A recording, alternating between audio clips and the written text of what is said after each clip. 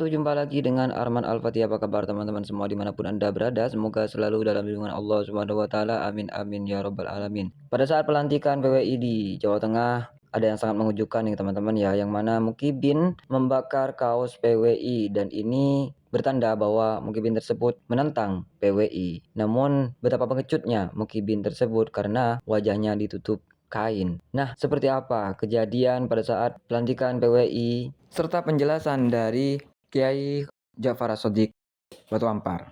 Kita simak videonya.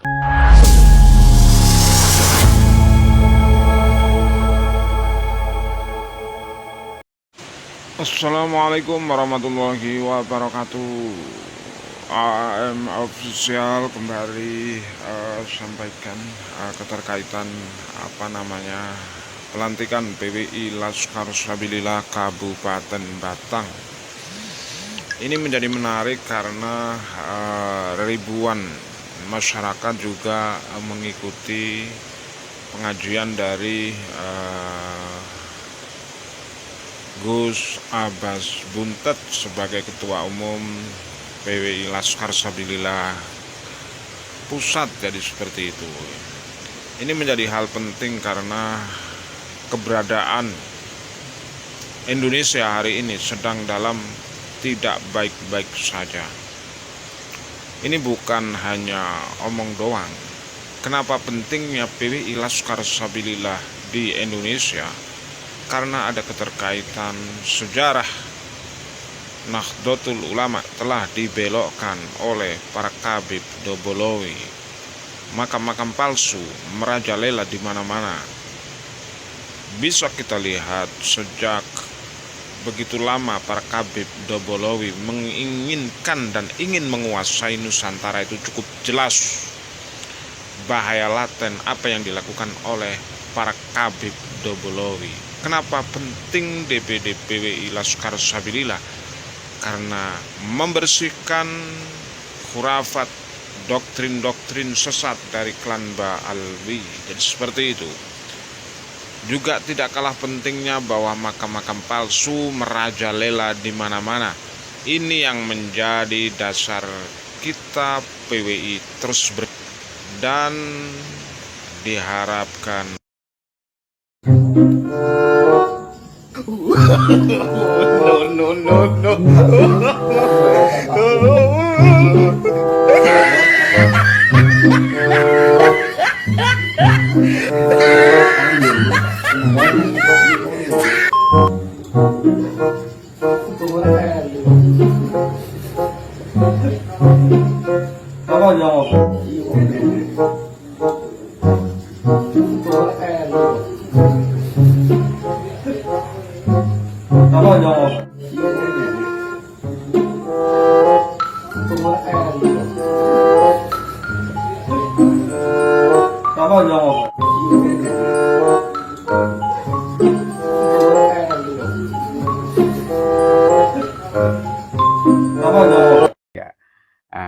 kenapa sekarang Natal, pergantian tahun tidak ramai seperti tahun-tahun sebelumnya? Kafir, haram, nggak berani. Ya karena eksistensi dakwah bagi mereka itu sudah menurun drastis setelah terbongkarnya polemik nasab ini, ya kepalsuan nasab mereka, dan pengaruh mereka juga menurun bahkan hingga di bawah 50%. Oleh karena itu yang biasanya teriak-teriak Natal haram, kafir itu semuanya nggak ada kan. Padahal kemarin itu ya Menteri Agama, ini Menteri Agama mau merayakan Natal di Kementerian Agama. Waduh, coba ini kalau 2020, 2019 di masa kejayaan mereka. Waduh, pasti rame media sosial itu ya. Sekarang nggak berani rame karena mereka sendiri elektabilitasnya diragukan. Begitu. Kalau dari dulu kan dikenal sebagai dzurriyyah Nabi, jadi teriak-teriak ke sana kemari itu bebas vulgar gitu. Karena dzurriyyah Nabi, setelah dilawan ya dzurriyyah Nabi dong, darah Nabi mengalir kan begitu. Astagfirullahaladzim. Nah, Jadi sekarang ya nggak rame ya di akhir tahun, di penghujung tahun itu nggak rame seperti tahun-tahun sebelumnya. Karena mereka sudah jadi tumpul. Iya. Jadi ya dari dulu yang suka ribut dan suka rame-rame di medsos ternyata kan mereka. Nah, sudah terbukti ini ya. Sekarang setelah kepalsuan nasabnya itu terungkap, maka sekarang nggak berani. Rame-rame bacot-bacot di media sosial nggak berani. Nah, karena takut ditanyakan. Kenapa kalian rame-rame menuduh orang lain?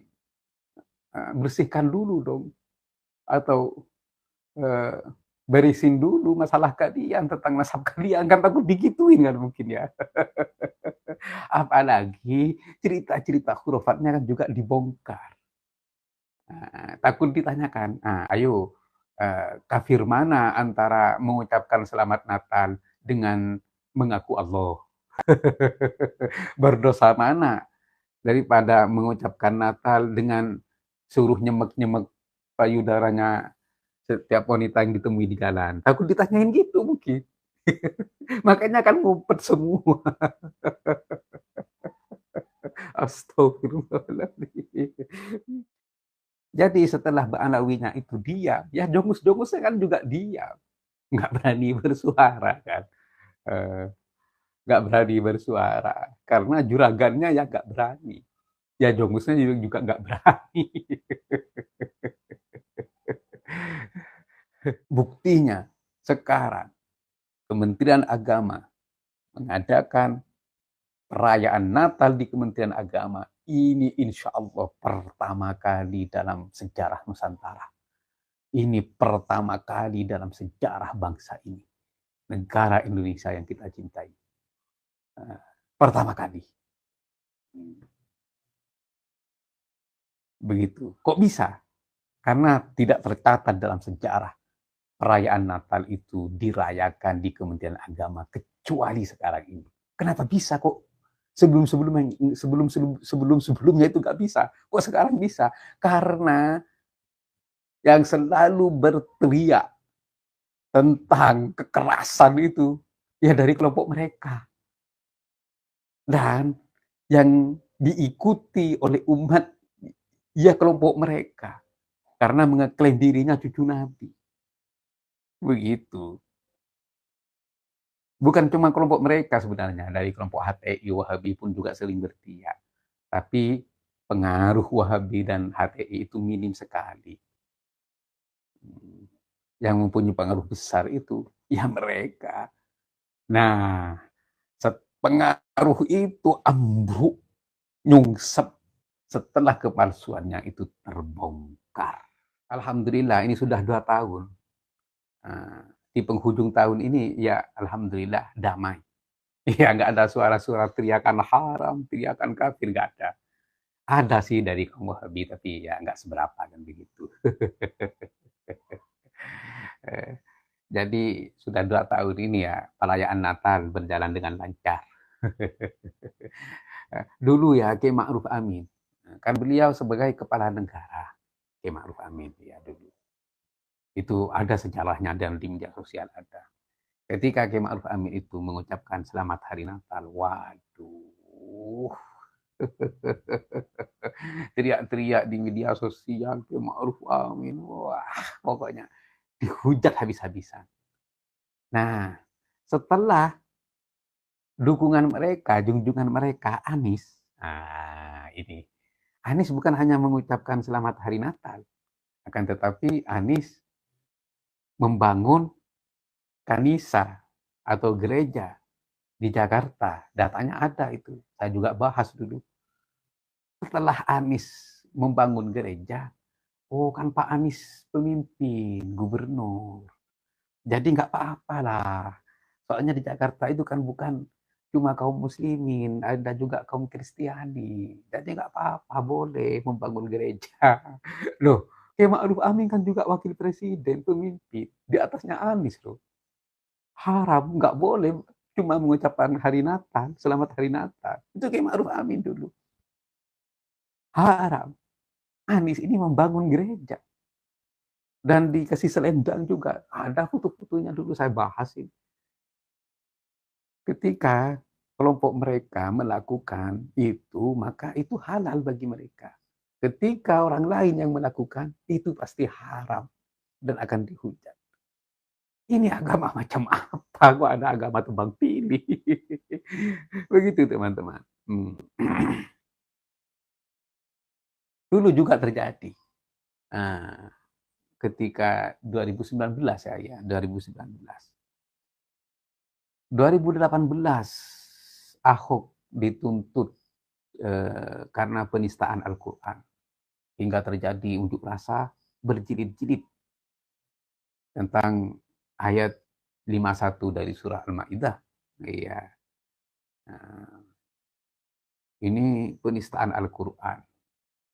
Kami di Madura banyak yang menanyakan, kenapa Pak Kiai kok nggak ikut keluar bersama-sama unjuk rasa untuk menuntut penistaan Al-Quran? Saya bilang, jangan diajari saya untuk membela Al-Quran. Karena mereka itu tidak tulus di dalam membela Al-Quran yang sesungguhnya. Coba dari kelompok mereka melakukan penistaan Al-Quran dan pelanggaran terhadap Allah Subhanahu wa Ta'ala, maka mereka akan diam. Oleh karena itu, saya anggap unjuk rasa itu tidak tulus, begitu teman-teman. Selang berapa bulan terbukti dari kelompok mereka ada yang menistakan ayat Al-Quran. Yang disebut Gus itu dari dari mantan pesulap ya, kemudian menjadi Gus. Pokoknya kalau bergabung dengan mereka akan menjadi Gus, akan menjadi kiai, siapapun dia. Akan menjadi ulama bahkan. Menistakan ayat innama yakhsyallaha min ibadihil ulama. Oh, diartikan ulama ini ya bisa ulama ular, ulama sapi, ulama ayam. Astagfirullahaladzim. Ini bukan cuma menistakan ayat. Menistakan ayat plus menistakan ulama. Mereka dia. Kami terus bersuara dulu. Ayo dong unjuk rasa ini. Penistaan Al-Quran dan bahkan penistaan ulama. Akhirnya jongus-jongus mereka angkat suara. Nah, si Gus itu katanya ya bukan bermaksud seperti itu. Apalagi dia asal Madura katanya. Loh, jangan tebang pilih, saya bilang gitu. Asal Madura atau tidak asal Madura. Dari Belega katanya dulu. Waduh. Berarti kan ini tidak adil. Kalau kelompoknya yang bersalah, akan dibela dan akan diam, 1000 bahasa. Tapi kalau orang lain yang melakukan kesalahan, waduh, dihajar habis-habisan. Nah, dari sinilah Allah Subhanahu wa Ta'ala memberi hukuman terhadap mereka. Akhirnya kepalsuan mereka terbongkar. Begitu teman-teman. Karena seenaknya mempermainkan hukum agama, seenaknya mendekan dan menyerang orang lain atas nama agama. Begitu nggih. Jadi polemik nasab itu teguran langsung dari Allah Subhanahu wa Ta'ala kepada mereka yang selama ini menindas orang lain dengan mengeklaim dirinya cucu Nabi, keturunan Nabi, dan menindas orang lain dengan menggunakan agama. Allah menghukum mereka agar agama ini tidak dibuat senjata untuk menindas yang lain. Seperti itu teman-teman. Alhamdulillah. Ya apa mungkin juga karena menteri agamanya kan bagian dari mereka. Makanya mereka diam kan. Mereka diam, menteri agama merayakan Natal di Kementerian Agama. Jadi mereka diam. Karena menteri agamanya kan kemarin juga membela mereka. Seperti itu. Menteri agamanya kan jadi jongus juga, ya. Jadi mereka ya kalau dari kelompoknya, dari jongus-nya melakukan kesalahan, mereka akan diam. Menutup mata dan telinga, begitu.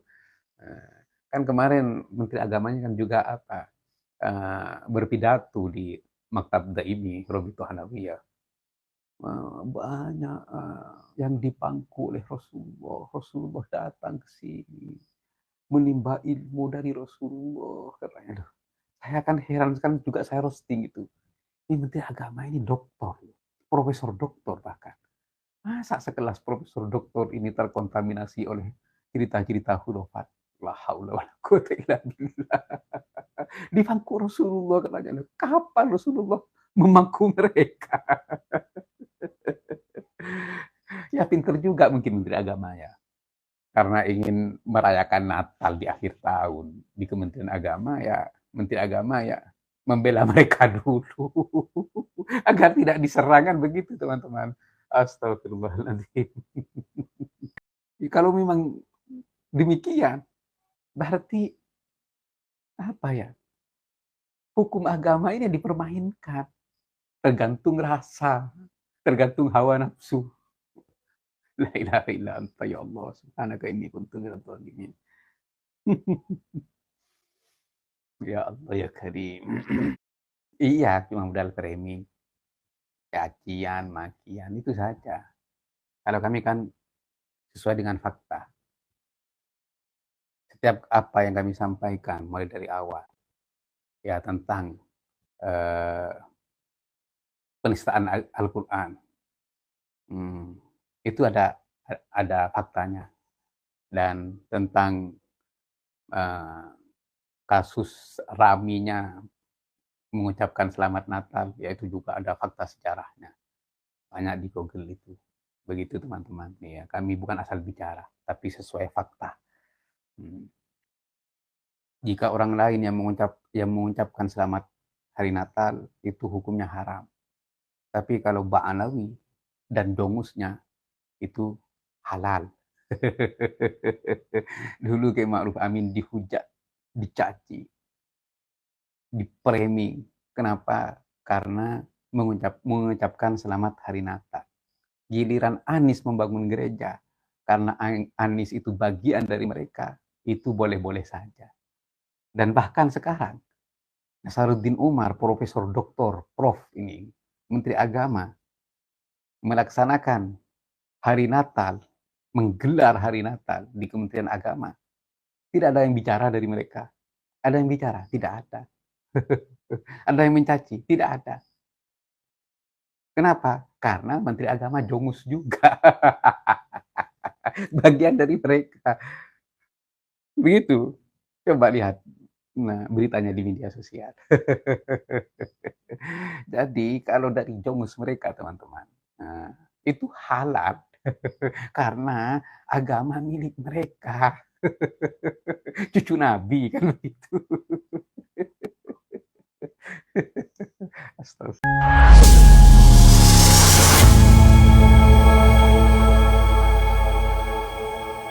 Itulah tadi kejadian pada saat pelantikan PWI di Jawa Tengah. Mukibin beraninya hanya membakar kaos PWI. Dan tadi kita sudah dengar bersama runtuhnya taring Rizik Syihab dan klan Ba'alawi serta kelompok-kelompoknya yang sudah tidak bisa berbuat apa-apa karena masyarakat sudah paham dan sudah tahu bahwa mereka bukan dzurriyyah Rasulullah SAW seperti yang sudah diutarakan oleh Kiai Ja'far Shadiq Batu Ampar. Nah, bagaimana menurut pendapat teman-teman semua? Silahkan lanjut di kolom komentar. Terima kasih selalu support Arman Al-Fatih. Kita jumpa lagi di video selanjutnya. Assalamualaikum warahmatullahi wabarakatuh.